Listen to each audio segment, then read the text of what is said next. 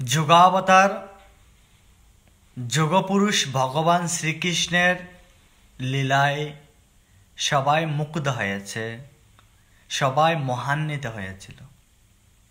সেই যোগপুরুষ ভগবান শ্রীকৃষ্ণ অর্জুনের ভক্তিতে মহান্বিত হয়েছিল। সেই অর্জুনের ভক্তিতে মহান্বিত হয়ে ভগবান শ্রীকৃষ্ণ অর্জুনের একটি জিজ্ঞাসা শান্ত করতে লাগলো। তাই একজন শুদ্ধ ভক্ত হয়ে আপনিও যোগপুরুষ ভগবান শ্রীকৃষ্ণকে সন্তুষ্ট করুন। তিনিও আপনার জিজ্ঞাসা আপনার মাধ্যমে শান্ত করে দেবেন। কারণ আমরা সবাই জানি ঈশ্বর যুগে যুগে অবতীর্ণ হন।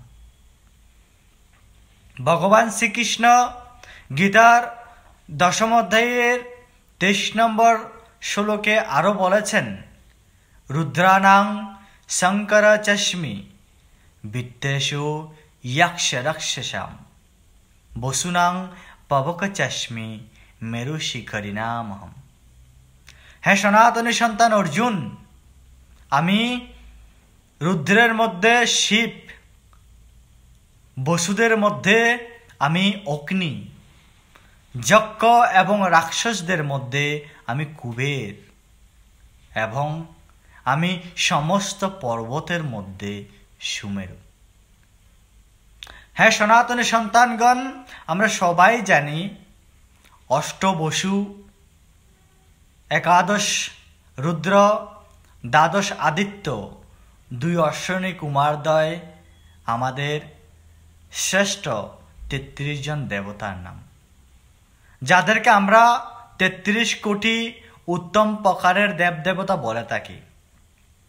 সেই 33 কোটি দেবদেবতার মাঝে একাদশ রুদ্রের মধ্যে শিব হচ্ছে সর্বোত্তম।